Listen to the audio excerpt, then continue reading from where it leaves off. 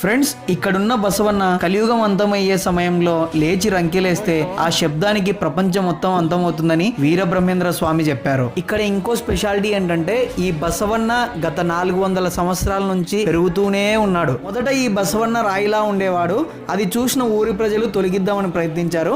కానీ ఈ బసవన్న మరుసటి రోజే పెరగడం జరిగింది. దాని తర్వాత కాలక్రమేణా రాను రాను ఆ రాయి ఈ బసవన్న రూపాన్ని దాల్చింది. ఈ బసవన్న చుట్టూ 4 స్తంభాలు ఉంటాయి. పూర్వం ఈ బసవన్న చుట్టూ జనాలు ప్రదక్షిణలు చేసేవారు. కానీ 400 సంవత్సరాల నుంచి ప్రతి 20 సంవత్సరాలకు ఒక అంగుళం పెరగడంతో స్వామి చుట్టూ ఇప్పుడు ప్రదక్షిణలు కూడా చేయడానికి వీలు లేకుండా పోయింది. అంత పెరుగుతున్నాడు ఈ బసవన్న. సైన్స్ నమ్మే వాళ్ళు ఇది పెరిగే రాయి కాబట్టి పెరుగుతుంది అని నమ్ముతారు. అలాగే దేవుణ్ణి నమ్మేవారు దేవుడి మహిమల వల్లే ఇదంతా జరుగుతుందని నమ్ముతారు. మనం ఏదైనా కోరిక కోరుకొని ఈ బసవన్న చెవిలో చెప్తే అది నెరవేరుతుందని నమ్ముతారు. ఫ్రెండ్స్, ఫుల్ వీడియోలో ఇంకా చాలా రహస్యాలు చెప్పాను. ఫుల్ వీడియో కోసం ఇక్కడ క్లిక్ చేయండి.